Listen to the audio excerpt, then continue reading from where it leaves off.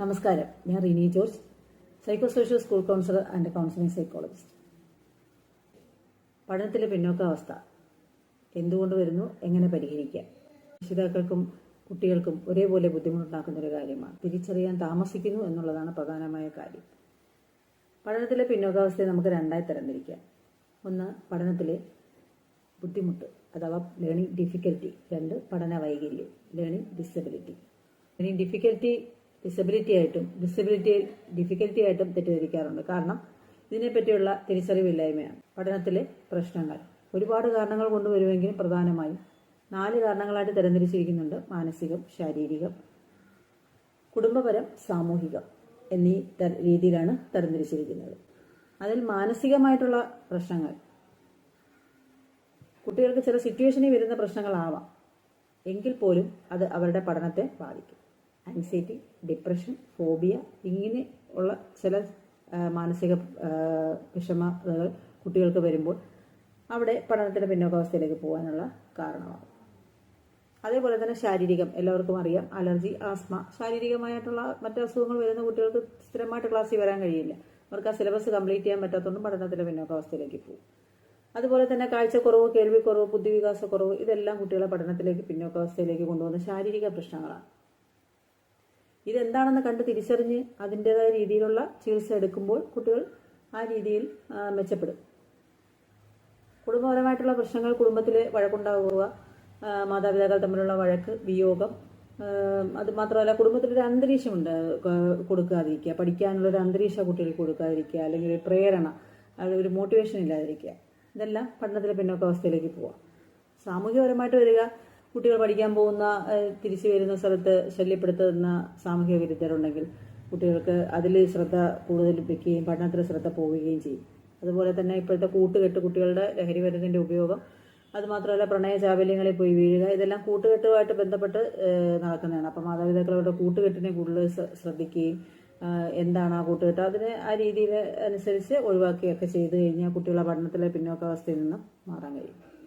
അത് തന്നെ കുട്ടികളെ ശാരീരികമായി പീഡിപ്പിക്കുകയോ മാനസികമായി പീഡിപ്പിക്കുകയോ ചെയ്തു കഴിഞ്ഞാൽ കുട്ടികൾക്ക് പഠനത്തിൽ പിന്നോക്കാവസ്ഥയിലേക്ക് പോകുന്ന അത് കണ്ടുവരുന്നുണ്ട്.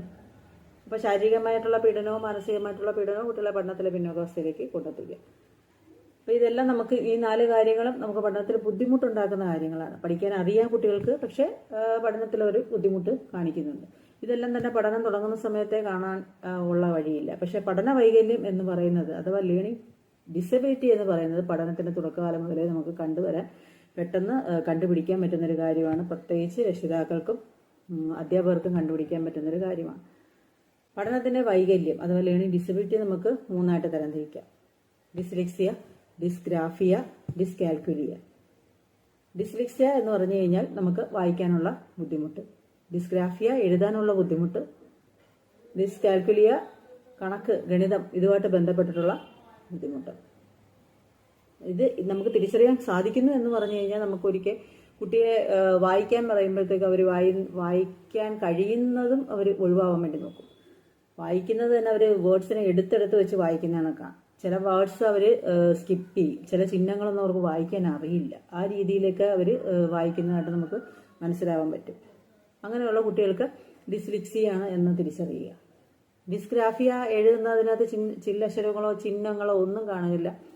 നമുക്കതൊരു എഴുതുന്ന ഒരു സെൻറ്റൻസ് പോലും അവർക്ക് നമുക്ക് വായിക്കാൻ ബുദ്ധിമുട്ടായിട്ട് തോന്നും. ചില അക്ഷരങ്ങൾ തിരിച്ച് മറിച്ചുമൊക്കെ എഴുതുക, അപ്പോൾ 6 വരെ 9 എഴുതുക, അങ്ങനെയൊക്കെയുള്ള രീതി. പിന്നെ ബിക്ക് വരും ഡി എഴുതുക, അങ്ങനെയുള്ള പല രീതിയിലുള്ള കാര്യങ്ങൾ അവർ ചെയ്യുന്നതായിട്ട് കാണാം. പല അക്ഷരങ്ങൾ സ്കിപ്പ് ചെയ്ത് വിടും. പിന്നെ നന്നായിട്ട് നോട്ട് എഴുതത്തില്ല, അവർക്ക് നോട്ട് എഴുതാൻ സാധിക്കുന്നില്ല. ഇനി ഡിസ്കാൽക്കുലിയ എന്താണെന്ന് നോക്കാം. ഗണിതത്തിൽ കോൺസെപ്റ്റ് അവർക്ക് മനസ്സിലായിട്ടില്ല, അതുകൊണ്ട് അതിന് ഒരു 1 2 3 4 അത്രേ അറിയൂ. പക്ഷേ അത് കഴിഞ്ഞൊരു കൂട്ടാനോ ഗുണിക്കാനോ ഹരിക്കാനോ ഒക്കെ വരുമ്പോൾ അവരത് വളരെ ബുദ്ധിമുട്ടുന്നതായിട്ട് കാണാം. ഇതെല്ലാം നമുക്ക് ഈ പഠന വൈകല്യത്തിൽ പെടുന്ന ഒരു കാര്യമാണ്. ഇത് പെട്ടെന്ന് തിരിച്ചറിയാൻ സാധിക്കും, കാരണം പഠനത്തിൻ്റെ തുടക്കകാലം മുതലേ ഇത് കണ്ടുവരുന്നൊരു കാര്യമാണ്. തീർച്ചയായിട്ടും ഇത് തിരിച്ചറിഞ്ഞു കഴിഞ്ഞാൽ അപ്പോൾ തന്നെ കുട്ടികളെ ഒരു ക്ലിനിക്കൽ സൈക്കോളജിസ്റ്റിനടുത്ത് കാണിച്ച് IQ ടെസ്റ്റ് ചെയ്യാൻ നോക്കുക. അവരുടെ IQ കൃത്യമായിട്ട് നിൽക്കുകയും എന്ന് വെച്ച് കഴിഞ്ഞാൽ ആവറേജ് IQ ആണ് എന്ന ബാക്കിയുള്ള എല്ലാ കാര്യങ്ങളും കുട്ടികൾ വീട്ടിലെ കാര്യങ്ങളായാലും കൂട്ടുകാരുമായിട്ടുള്ള കാര്യങ്ങളും ബാക്കി എല്ലാ കാര്യങ്ങളും വ്യാപൃതരായി നന്നായിട്ട് ചെയ്യുന്നുണ്ട്. പഠന കാര്യത്തിൽ മാത്രമാണ് പുറകോട്ട് നിൽക്കുന്നെങ്കിൽ അവർക്ക് ലേണിംഗ് ഡിസബിലിറ്റി ടെസ്റ്റ് നടത്തും. LD ടെസ്റ്റ് നടത്തുമ്പോൾ തന്നെ അവർക്ക് അവരിപ്പോൾ 7ാം ക്ലാസ്സിലാണോ കുട്ടി പഠിക്കുന്നതെങ്കിൽ അത് 2 ക്ലാസ്സിന് പുറകിലായിരിക്കും കുട്ടികളുടെ വിദ്യാഭ്യാസ ബുദ്ധിവികാസം. ഒരു 5ഓ 4ഓ ക്ലാസ്സിൽ പഠിക്കുന്ന ഒരു കുട്ടിയുടെ ബുദ്ധിവികാസം മാത്രമേ പഠനത്തിൽ ആ കുട്ടിക്ക് കാണൂ. അതുകൊണ്ടായിരിക്കണം കുട്ടി പഠിക്കുമ്പോഴത്തേക്കും അത്രയും ബുദ്ധിമുട്ട് അനുഭവപ്പെടുന്നത്. അവർക്ക് തന്നെ ഒരുപാട് രീതിയിലുള്ള സ്പെഷ്യൽ എഡ്യൂക്കേഷൻ ട്രെയിനേഴ്സ് ഉണ്ട്, അല്ലെങ്കിൽ LDയിൽ സ്പെഷ്യലൈസ് ചെയ്തിട്ടുള്ള ക്ലിനിക്കൽ സൈക്കോളജിസ്റ്റിന്റെ ഒരു സഹായത്തോടു കൂടിയോ ഇൻഡിവിജ്വൽ എഡ്യൂക്കേഷൻ പ്രോഗ്രാം വഴിയോ അല്ലെങ്കിൽ മൾട്ടി സെൻസറി അപ്രോച്ച് വഴിയോ ഒക്കെ അവർക്ക് അവരുടെ രീതിയിലുള്ള പഠന രീതി വഴി അവർക്ക് കുറച്ച് ഇമ്പ്രൂവ്മെന്റ് ഉണ്ടാക്കാൻ കഴിയും. അതുകൊണ്ട് തന്നെ കൊഗ്നിറ്റീവ് റീട്രെയിനിങ് കൊടുക്കുന്നത് കാരണം അവരുടെ ചിന്താ രീതിയിൽ മാറ്റം വരുത്തുന്ന കാരണം കുറേ ഇമ്പ്രൂവ്മെന്റ് ആവും. പല രക്ഷിതാക്കളും ചോദിക്കുന്ന ഒരു ചോദ്യമാണ്, ഇതിന് പരിഹാരം പൂർണ്ണമായി മാറുമോ എന്നുള്ളതാണ്. ഇത് പൂർണ്ണമായി മാറില്ല. ഇതിന് നമുക്ക് ഇമ്പ്രൂവ് ചെയ്ത് കൊണ്ടുവരാം എന്നുള്ളത് മാത്രമേ ഉള്ളൂ. നമുക്ക് കുറച്ച് അതിനെ മെച്ചപ്പെടുത്താൻ കഴിയും. പല രീതിയിലുള്ള ഈ പഠന രീതിയിൽ വ്യത്യാസം വരുത്തിക്കൊണ്ട് ഇതിനെ മെച്ചപ്പെടുത്തിയെടുത്ത് കുട്ടികളെ ഒട്ടും പഠനത്തിലും ഒരുപാട് അങ്ങ് ബാക്കിലേക്ക് പോകാതെ അവർക്ക് ഒരുവിധം പഠിക്കാനുള്ള രീതിയിൽ നമുക്ക് എത്തിക്കാൻ കഴിയും. അതുമാത്രമല്ല, ഒരു കാര്യം ശ്രദ്ധിക്കേണ്ടതെന്ന് വെച്ച് കഴിഞ്ഞാൽ രക്ഷിതാക്കൾ അവർക്ക് അവരുടേതായ ഒരു കഴിവുണ്ട്.